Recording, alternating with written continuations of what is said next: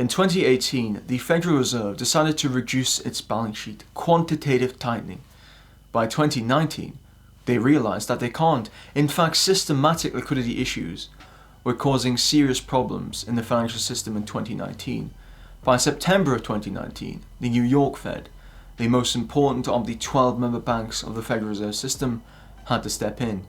By March of 2020, as we know, the Fed had their excuse to inject trillions of dollars into the system, effectively doubling its balance sheet and reducing reserve requirements for banks to zero. This excess liquidity needed to go somewhere, and as a result, asset prices across the board soared in 2021. The boomers boomed stocks and housing, the zoomers zoomed dog coins and meme stocks.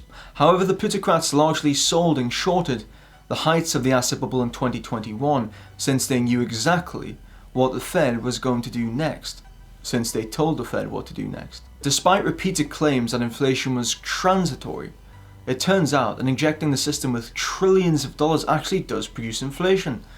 As the public grew increasingly restless about inflation, the Fed realized they needed to take action, and take action they did.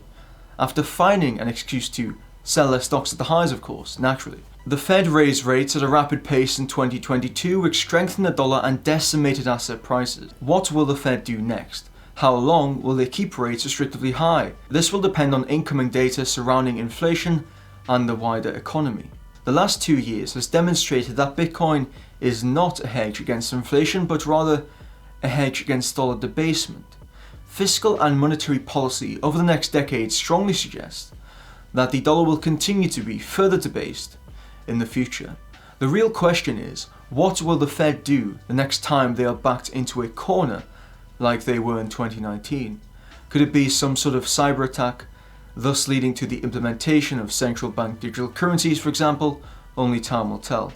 One thing is for sure though, the direction of the so-called free market will continue to be determined by private unelected central bankers and their plutocratic masters. So, in a 1984 on steroids scenario with central bank digital currencies being a key part of society, how will a limited supply, non-sovereign commodity that has a halving event every 4 years perform given this dollar debasement?